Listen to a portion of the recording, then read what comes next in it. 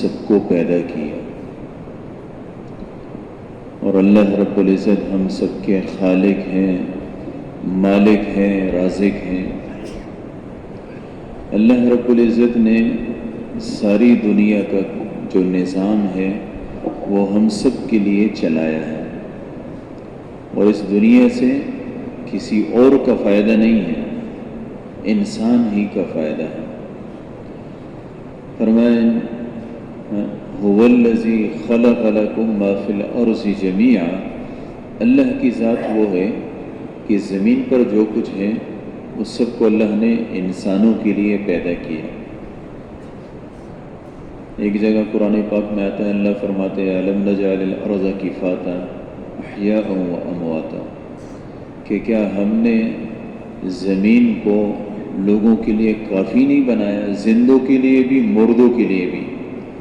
آدم علیہ السلام سے لے کر اب تک جتنے مرے ہیں سب اس زمین میں گئے، ہے نا، لیکن زمین ختم نہیں ہوئی، اور قیامت تک جتنے مرتے رہیں گے اسی زمین میں جاتے رہیں گے۔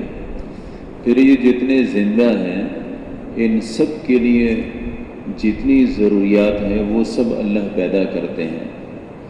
یہ تو ہماری سوچ ہے، ہم یہ کہتے ہیں کہ لوگ زیادہ ہو جائیں گے تو پھر کھانے پینے کی چیزیں زیادہ کم ہو جائے گی نا، مہنگائی زیادہ ہو جائے گی، یہ ہو جائے گا۔ اب خود سوچیں، ہم پہلے سمجھتے ہیں کہ ہم پہلے جو ہے نا وہ مہنگائی نہیں تھی، سب ارزانی تھی، اور اب مہنگائی ہو گئی نا۔ لیکن جتنے کپڑے اس وقت ہیں اس سے پہلے نہیں تھے، ہے نا، جتنی گاڑیاں اس وقت ہیں اس سے پہلے نہیں، سواریوں کی جتنی سہولتیں اس وقت ہیں اس سے پہلے نہیں تھیں، لباس کی جتنی سہولتیں اس وقت ہیں اس سے پہلے نہیں تھیں، کھانے کی جتنی صورتیں ہیں اور جتنی قسمیں ہیں اور اس وقت ہیں اور سب کو میسر ہے اس سے پہلے نہیں تھی، پینے کی جتنی صورتیں ہیں، جتنی قسمیں ہیں جو اس وقت ہر ایک کو میسر ہے اس سے پہلے نہیں تھی۔ لوگ بڑے ہیں، اللہ رب العزت کی طرف سے رزق کا دروازہ اللہ کے ہاتھ میں ہے، انسان کے ہاتھ میں نہیں ہے۔ ما اريد منهم من رزق وما اريد ان يطعمون، فرمایا میں نہ تو تم سے رزق چاہتا ہوں اور نہ یہ چاہتا ہوں کہ تم مجھے کھلاؤ۔ ان اللہ هو الرزاق ذو القوة المتین، اللہ تو رزاق ہے۔ اللہ نے پتہ نہیں کتنی نعمتیں ہم سب کو دی، ہم وَإِن تَعُدُّوا نِعْمَةَ اللَّهِ لَا تُحْصُوهَا، فرمایا اگر اللہ کی نعمتوں کو شمار کرنا چاہو تو شمار نہیں کر سکتے۔ ہم سب کتنی اللہ کی نعمتوں کو روزانہ استعمال کرتے ہیں، ہم سب سانس لیتے ہیں، ہے نا، اللہ نے اور سانس کی ضرورت ہم سب کو سب سے زیادہ ہے، اللہ نے اتنا عام کیا، اتنا عام کیا کہ کوئی پیسے نہیں لگتے، ہر ایک کو میسر ہے۔ اس سے کچھ کم وہ پانی کی ضرورت ہے، اسی اعتبار سے اللہ نے پانی کو بھی عام کیا۔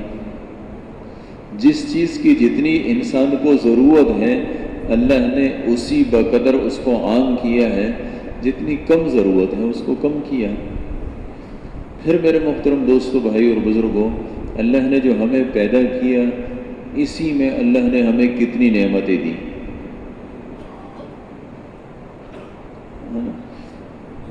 قاری طیب صاحب رحمۃ اللہ علیہ انہوں نے لکھا ہے کہ ایک شیر تھا نا، وہ جب بوڑھا ہو گیا تو اس نے اپنے بیٹے کو نصیحت کی کہ بیٹے جس سے تمہیں لڑنا ہے لڑ لینا، جس سے جو کچھ کرنا ہے کر لینا، لیکن یاد رکھنا انسان سے کبھی مت لڑنا، انسان سے پنگا مت لینا۔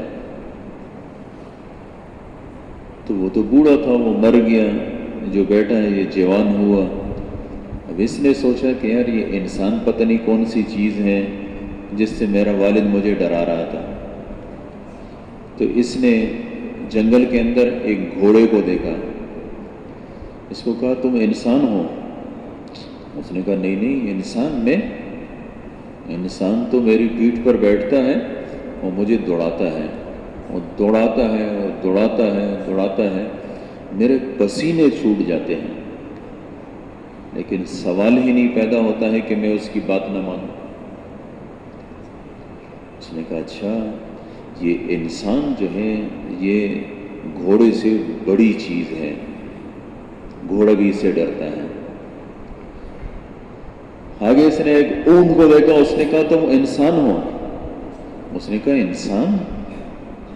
अरे हमारी कतार होती है, कतार, हम लाइन पे चलते हैं, आगे इंसानों का एक बच्चा होता है, वो आगे चल रहा होता है, हम इस सबके पीछे चल रहे होते हैं, सवाल ही नहीं पैदा होता है कि हम इधर उधर हो सके। मैंने कहा यार इंसान पता नहीं कौन सी चीज़ है जो ये सब के सब इससे डर रहे हैं। आगे इसने एक हाथी को देखा, उसने कहा यही है, इसलिए कि ये इन सब से बड़ा है। इससे पूछा तुम इंसान हो? उसने कहा नहीं जी, मैं कहाँ इंसान। इंसान? अरे वो तो एक होता है, उसने मुझे जो है वो बांधा हुआ होता है, वो लेके चल रहे होते हैं, और जो इंसानों के बच्चे हैं वो पीछे तालियां जो है वो मार रहे होते हैं, और मैं सीधा सर नीचे करके जा रहा होता हूँ। सवाल ही नहीं पैदा होता कि मैं इंसान कहाँ। इसने सोचा पता नहीं ये क्या मुसीबत है, ये क्या चीज़ है जिससे मेरा वालिद भी डर रहा था, ये सारे के सारे जंगल वाले भी डर रहे हैं। इस तरीके से पूछते पूछते जंगल के किनारे की तरफ आ गया। अब जंगल के किनारे के अंदर वहाँ एक आदमी था, वो एक लकड़ी काट रहा था। वो जो लकड़ी काटते हैं ना, वो छना जो है वो चीर रहा था, तो कुल्हाड़ा लिया हुआ था। वो जो पहले जो है ना वो एक सरिया अंदर करते थे, वो सरिया उसने अंदर किया हुआ था, आगे की तरफ वो चीर रहा था। तो इस शेर ने उसको देखा, इसको तो जहन में भी नहीं था कि भाई ये भी इंसान है, लेकिन उसने कहा चलो इससे पूछ तो लो। उससे कहा तुम इंसान हो? उसने कहा हाँ ना। उसने कहा तुम इंसान हो? उसने कहा हाँ। उसने कहा यार मेरा वालिद कितना बेवकूफ़ था जो तुमसे मुझे डरा रहा था, और ये जंगल के जो दरिंदे हैं ये भी जो है इतने बेवकूफ़ है कि तुमसे डराते हैं, चलो आओ मेरे साथ लड़ो। अब ये तो समझ गया ये आदमी। उसने कहा भाई बात सुनो, मैं जो जंगल में आया हूँ वो ये लकड़ी काटने के लिए आया हूँ, ये मैंने शुरू की हुई है, ये मैं काट लूँ तो उसके बाद जो है ना वो लड़ेंगे। लेकिन तुम ऐसा हो करो कि तुम शेर हो, वो जंगल के बादशाह हो, ये अपने दोनों अगली टांगे हैं ना ये इस लकड़ी के अंदर कर दो, और तुम शेर हो यूं करोगे ये लकड़ी जो है ना वो छिर जाएगी। जब छिर जाएगी ना तो मेरा मसला हल हो जाएगा, इसके बाद कर लड़ेंगे। तो वो जो शेर है ना उसने अपनी दोनों जो अगली टांगे हैं वो अंदर घुसाई, और इसने ये इंसान ने क्या किया, वो सरिया जो है ना वो निकाल लिया। जब वो सरिया निकाला तो इसकी दोनों टांगे तो इस लकड़ी के दरमियान में फंस गई। अब जब फंस गई तो ये तो बेचारा कुछ कभी नहीं रहा, इसने वो रस्सी उठाई ना, इसकी पिछली टांगे भी बांध ली, वो बस शेर शेर नहीं रहा, वहाँ से लकड़ी उठाई और उसको मारता रहा मारता रहा मारता रहा। आखिर में वो कहने लगा बस बस बस बस मैं समझ गया, मेरा वालिद यह जितने जो है जानवर थे ये सब के सब तुमसे नहीं डरते थे, तुम्हारी ताकत से नहीं डरते थे, बल्कि तुम्हारे अकल से डरते थे। तो अल्लाह ने हम सब पर एहसान किया, हम सबको अकल अता फरमाई। एक आदमी है, अब ये अकल कितनी बड़ी अल्लाह की दौलत है ये तो हमें क्या पता। आप खुद सोचें, एक आदमी है, ये अकल है आज हमारी, अगर ये अकल नहीं है, आपने ये जो मैं रोज़ाना जो है ना ये गुम्बद आता जाता हूँ तो रास्ते में जो है ना क्या होते हैं, ये बहुत सारे दीवाने होते हैं, वो रास्ते में जा रहे होते हैं, किसी की शलवार जो है ना अपने उस पर उठाई हुई होती है, और किसी ने जो है ना वो यूं हाथ मार रहा हो, कोई यूं कर रहा है और यूं कर रहा है। दूर से ही आदमी देखते ही समझ जाता है कि भाई ये आदमी اب اس کی عقل ختم ہوئی. کیا ہوا؟ عقل ختم ہوئی. اس کی اپنی بیوی جس سے اس کی پتہ نہیں کتنی اولاد ہے اس کو گھر میں چھوڑنے کے لیے تیار نہیں ہے. اس کے بچے جو اسی سے پیدا ہوئے وہ اپنے باپ سے ڈر رہے ہیں. کیوں؟ اس نے پتہ نہیں کتنا کاروبار چلایا، کیا کچھ کیا، آج وہ سب اس کے ہاتھ سے نکلا. اور تو اور اسلام میں بھی یہ مرفوع القلم ہو گیا. مرفوع القلم مطلب یہ ہے کہ اس سے قلم اٹھا لی گئی، عقل گئی. ایک عقل کی نعمت اللہ کی کتنی بڑی دولت ہے جو اللہ نے ہمیں عطا فرمائی. اسی عقل سے انسان سوچتا ہے، اسی عقل سے انسان لکھتا ہے، اسی عقل سے انسان بولتا ہے، اسی عقل سے. اب رمضان ہے، ہم سب تراویح میں قرآن پاک کو سنا ہے یا سن رہے ہیں. حافظ صاحب پورا قرآن پاک کو یاد کرتے ہیں اسی عقل سے. اسی عقل سے پتہ نہیں یہ. اب آپ خود سوچیں، اتنا بھاری بھرگم سریا اور اس کے اندر اتنے لوگ، پھر اس کے اندر ان لوگوں کا اتنا سامان، یہ سب لے کے ہوا میں اڑ رہا ہے. اتنی اس کے ساتھ کیسے ممکن ہوا؟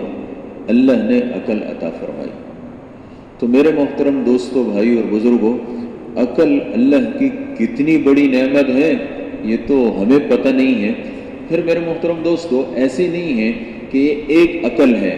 اللہ کی جتنی نعمتیں ہیں ہر ایک دوسرے سے بڑھ کر ہے، ہر ایک دوسرے سے بڑھ کر ہے.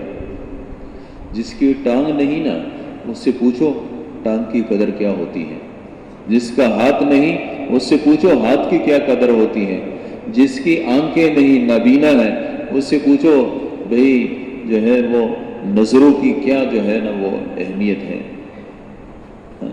جو بول نہیں سکتا اس سے بولنے کی قیمت. میرے محترم دوستو، اللہ نے ہم سب پر پتہ نہیں کتنی نعمتیں کی ہے. اللہ معاف کرے، اس کے باوجود وہ اللہ جو ہم سب پر بے شمار انعامات کرتا ہے، اسی اللہ کی ان نعمتوں کا ہم شکر ادا نہیں کرتے. یعنی اس طرف دھیان بھی نہیں جاتا. تو اللہ کی نعمتوں کو شکر ادا کرنا، حضور پاک علیہ الصلوۃ والسلام نے فرمایا ہے کہ جو آدمی یہ دعا پڑھتا ہے، اللہم ما اصبح بی من نعمت او باحد من خلقک فمنک وحدک لا شریک لک فلک الحمد ولک الشکر. صبح کرے گا، صبح پڑھے گا تو دن کی نعمتوں کا اس نے شکر ادا کیا. رات میں پڑھے گا تو رات کی نعمتوں کا شکر اس نے ادا کیا.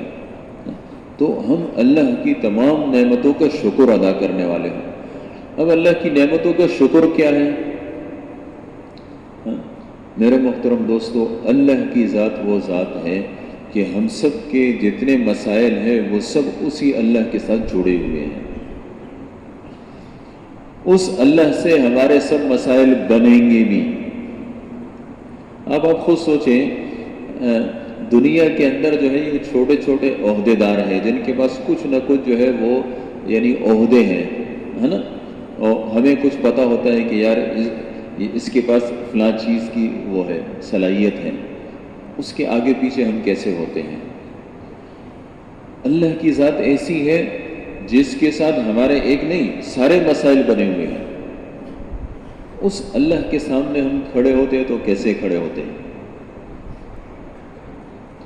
بلکہ ہم سب کی یقین کی کمزوری ہے، جس اللہ سے ہمارے سارے مسائل بنیں گے اس اللہ کے سامنے کھڑے نہیں ہوتے ہیں.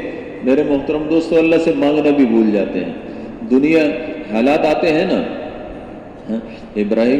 ایوب علیہ السلام کو بیماری لگی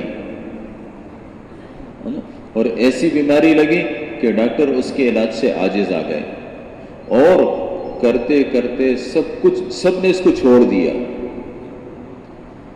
لیکن ایوب علیہ السلام وہ کیا کہہ رہے ہیں؟ ربی انی مسنی الضر، اے میرے رب مجھے تکلیف پہنچی ہے، مجھے بیماری پہنچی ہے. وَأَنْتَ أَرْحَمُ الرَّاحِمِينَ، اے اللہ تو ارحم الراحمین ہے، اللہ کی طرف متوجہ ہوئے۔ آج ہم یعنی اب آپ خود سوچیں، قرآن پاک میں اللہ نے بیان کیا اسی کو، کیوں بیان کیا؟ اللہ نے اس لیے بیان کیا کہ دیکھو بیماریاں تو امت محمدیہ تمہیں بھی لگے گی، لیکن بیماریوں کے اندر تمہیں کس کی طرف مڑنا ہے؟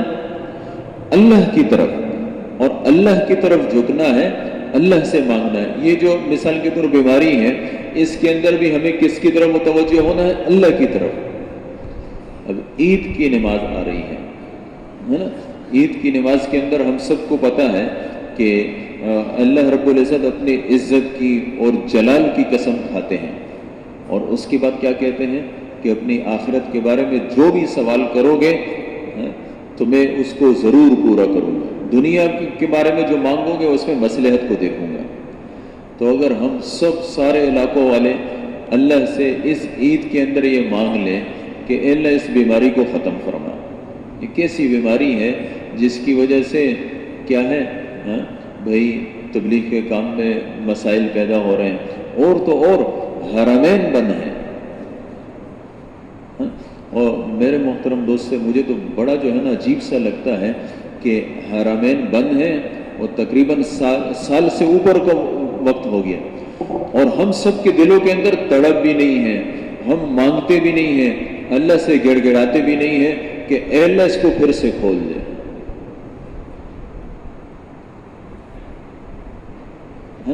کہیں سے آواز بھی نہیں اٹھتی ہے کہ اے اللہ حرمین پھر کیسے کھولیں گے؟ کتنے لوگ جاتے تھے اللہ کے ہاں بیت اللہ کا طواف کرتے تھے، ان کے گناہ جڑتے تھے۔ یہاں ہمارے ہاں ہر اتوار میں مذاکرہ ہوتا تھا، تقریباً 35-40 ہر اتوار میں عمرے والے ہوتے تھے۔ اس ٹائم کیا ہوتا تھا؟ حج کی تیاریاں ہو رہی ہوتی تھی۔ یہ دوسرا سال ہے، اس وقت خاموشی ہے، لیکن خاموشی ایسی خاموشی ہے کہ ہمارے دلوں سے بھی یہ چیز نکل گئی۔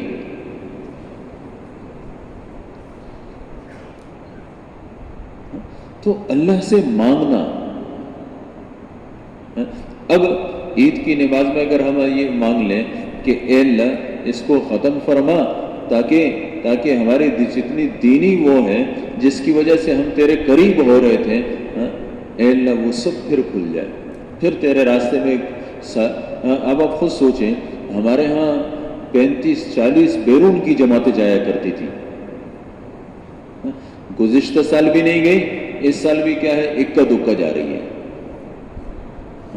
تو اے اللہ ہدایت کی ضرورت تو پوری دنیا کو ہے، اور پوری دنیا کی ہر آدمی کو ہے، اور ہدایت کی ضرورت ہر انسان کے لیے ہدایت کی ضرورت، یعنی وہ ہوا سے بھی زیادہ، پانی سے بھی زیادہ، ہر چیز سے زیادہ، جس کی اللہ نے ہر نماز کے اندر مانگنے کی تاکید عطا فرمائی، اور فرمایا اہدنا الصراط المستقیم، مانگو۔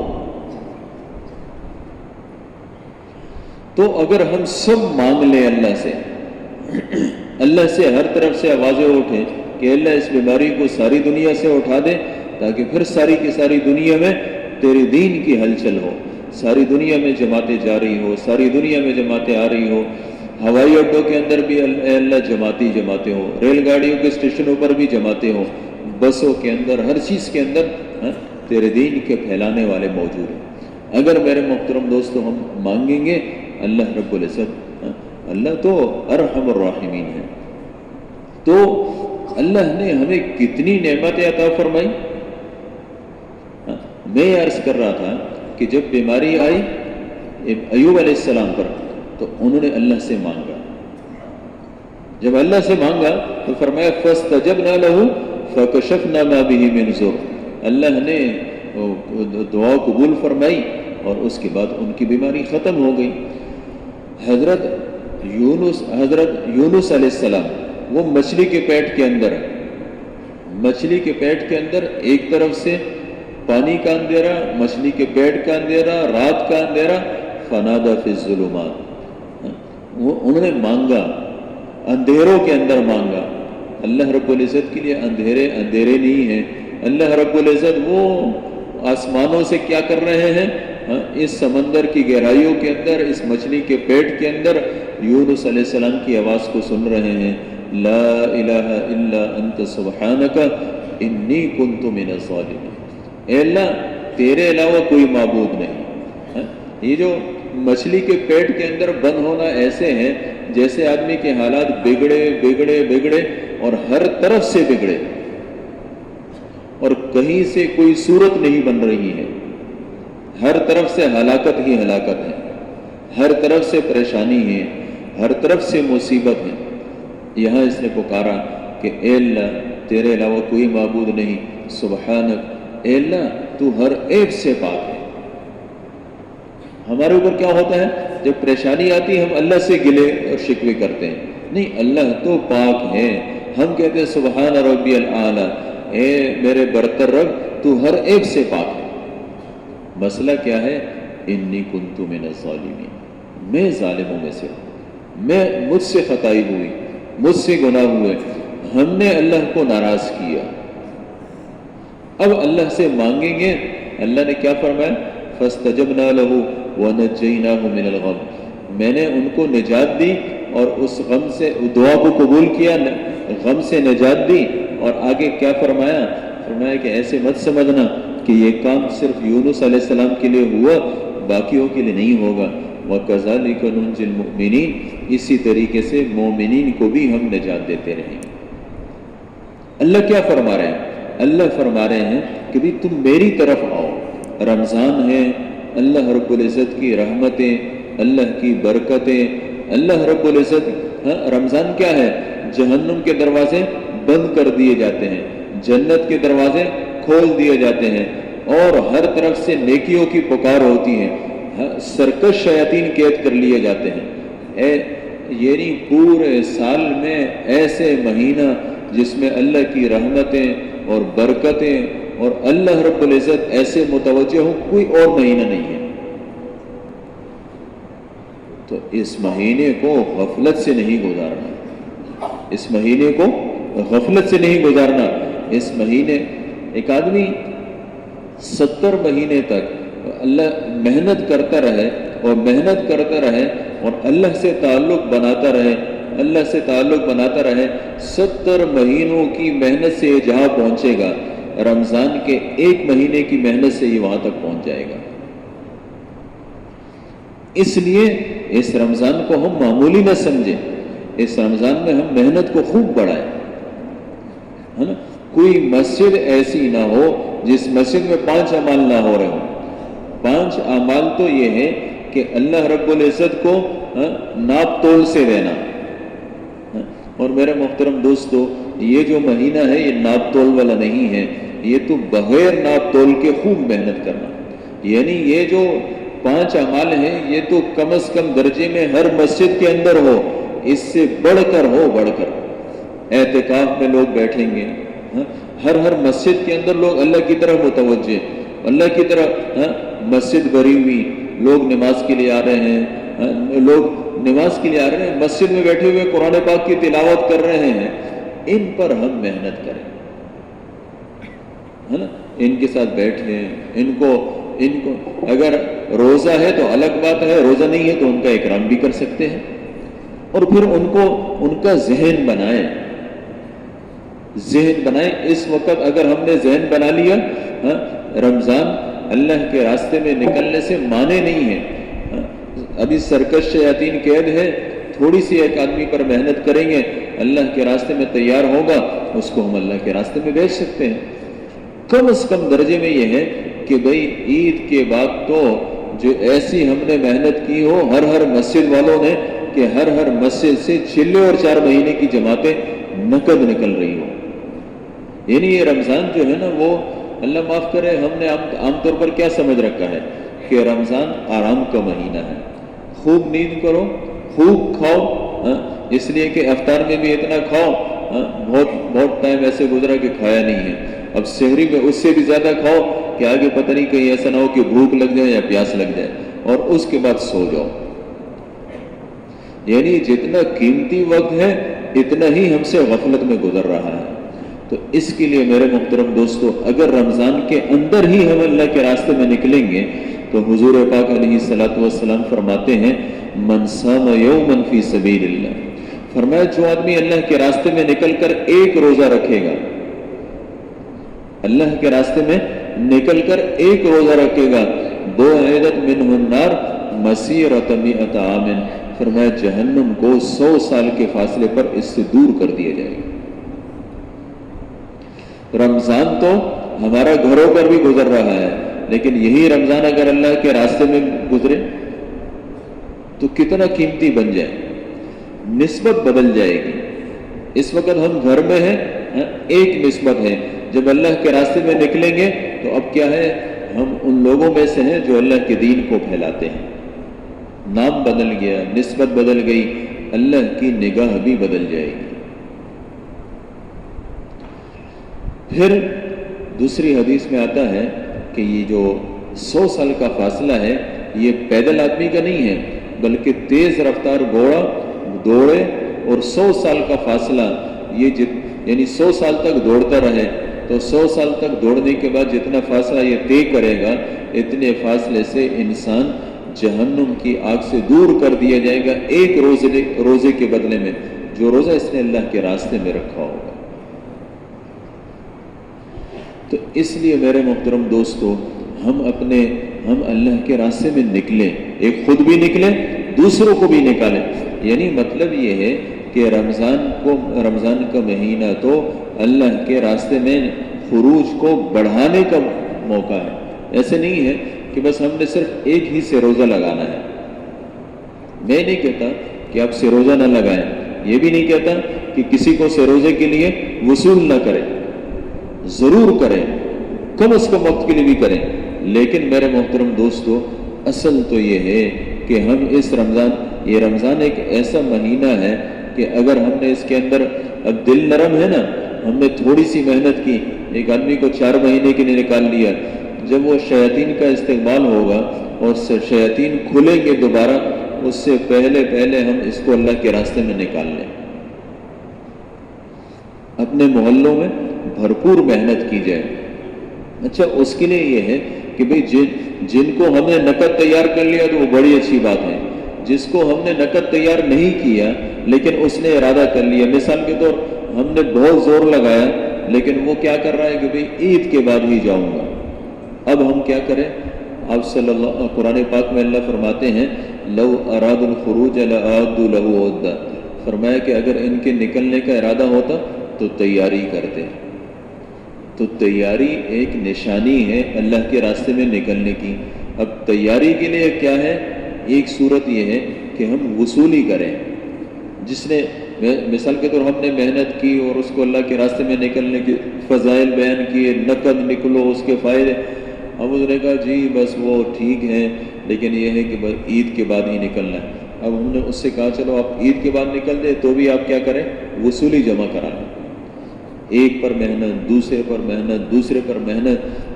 میرے محترم دوستو، بھائی اور بزرگوں، یہ محنت، یہ موقع بہت اچھا ہے جس میں سرکش شیاطین قید ہے نا، تو یہ موقع لوگوں کے دل نرم ہیں۔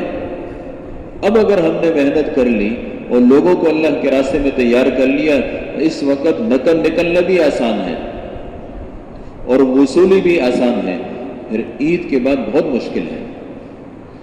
اس لیے بھائی سارے ساتھیوں کی خدمت میں عرض ہے، ابھی بھی ہم اللہ کے راستے میں نقد نکل سکتے ہیں، تو جن کے 4 مہینے نہیں لگے، یہ بڑی سعادت ہوگی کہ بھئی جن کے 4 مہینے نہیں لگے یا سالانہ چلہ رہتا ہے، اور یہ آخری جو رمضان کے دن ہے، یہ سب اس کے اللہ کے راستے میں نکل جائے، اللہ کے راستے میں نقد نکل جائے۔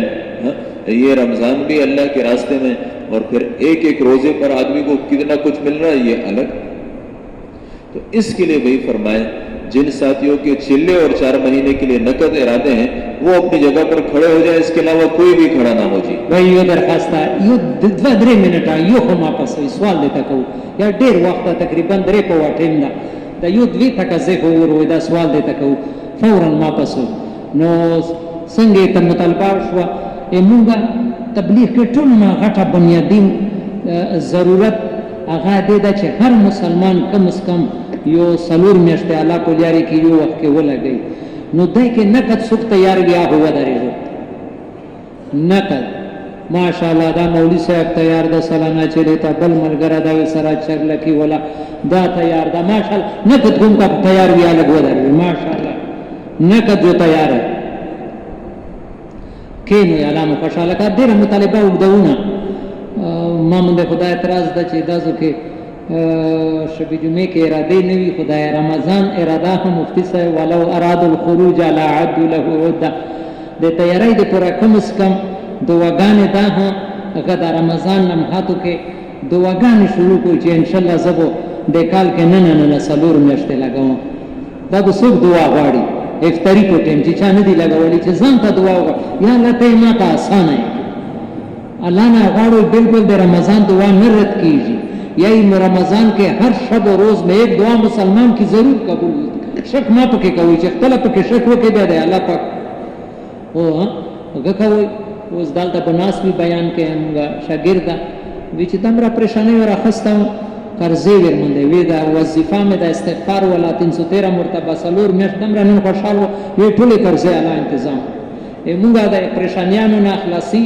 یو تبلیغ ولا کار یو استغفار دا قران شایل نسخه وما كان الله ليعذبهم وانت فيهم بل بیان شروع کو ما کې کافر تعالی یې چې تاسو د بتانو عبادت کوئ او دوی وی چې خدای دې په موږ نه کانی راو ورا قدم الله یې چې چونکه محمد صلی الله علیه وسلم تاسو کې موجود دا اگر چې د بتانو عبادت کوئ اسلام نه راوړي دې وجه نه عذاب نظر باندې راځي دویم دوی په طواف کې غفرانک ویا اوس محمد صلی الله علیه وسلم نشته دا مولانا الیاس رحمت الله علیه فرمایي د تبلیغ کار مونږ ته د نبی بدل ملو شو نو ورو سره اراده وکړي چې چا سلور میاشتې نه دی لګولي د رمضان اراده ان شاء الله او دعاګانې الله به مونږ محروم کوي چا نیت